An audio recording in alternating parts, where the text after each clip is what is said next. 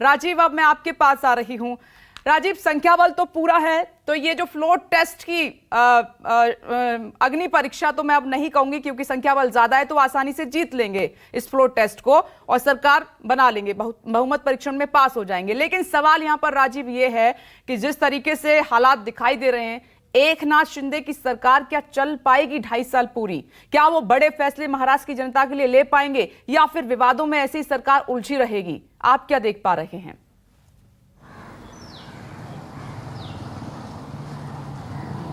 देखिए, मैं अशोक जी की उस बात से पूरी तरह सहमत हूं कि आजकल की भारतीय राजनीति में कोई विधायक या एमपी जब चुना जाता है तो उसके बाद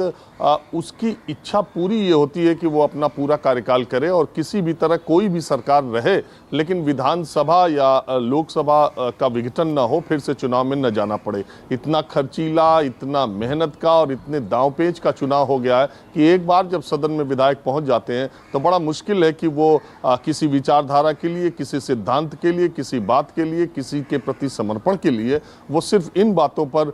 इसके लिए तैयार हो जाएं कि चुनाव हो। तो ऐसी दृष्टि से एकनाथ शिंदे और देवेंद्र फडणवीस का जो भविष्य है इस सरकार का, वो मुझे इतना जल्दी खतरे में दिखाई नहीं पड़ता। हाँ, ये वजह हो सकती है। देखिए, हम अक्सर ये बात करते रहते हैं, अभी जो 14-15 नगर पालिकाओं के चुनाव होने हैं वो बहुत इम्पोर्टेंट है। जनता का रुख उसमें पता चलेगा और वही इस सरकार के जीवन की उम्र, कितनी उम्र है इस सरकार की, वो नगर पालिका के चुनाव, बीएमसी के चुनाव यही तय कर देंगे। क्योंकि निश्चित तौर पर ये सब धड़े जो अभी स्थिति है उसमें अलग अलग जाएंगे और जनता का रुख पाने के बाद अगर विधायक को ये लगने लगे कि जहां पर वो है वहां वो डूबती नाव है और दूसरी नाव पर सवार हो जाए और पहले चुनाव जनता का मूड इस तरफ नहीं है, तब भी वो सिटिंग विधायक एक बार उसके लिए डरते हैं और एक रिस्क ले सकते हैं। तो ये सब कुछ 2-3 महीने के बाद जो चुनाव होंगे उसके बाद तय होगा। अब सवाल ये है कि आज विश्वास मत है, आधे घंटे के बाद विपनेश शुरू हो जाएगा और जिस तरीके से शिवसेना के गुट के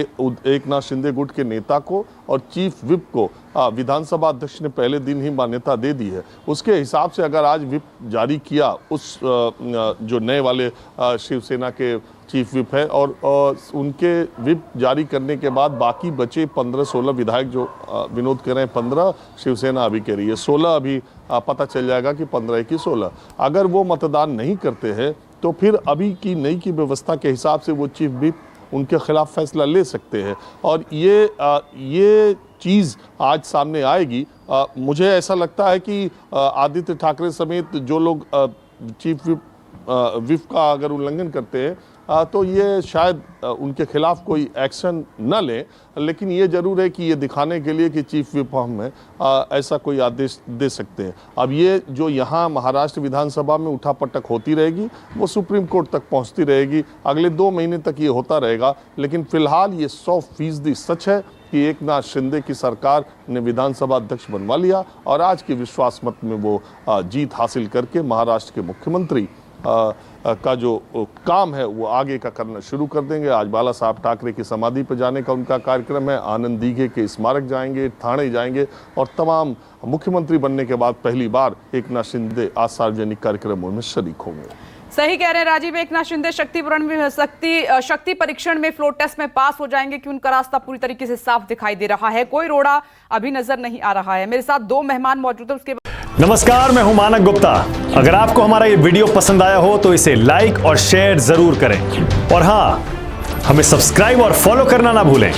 ताकि आप देश और दुनिया की कोई खबर मिस ना करें। तो जुड़े रहिए हमारे साथ और देखते रहिए न्यूज़ 24।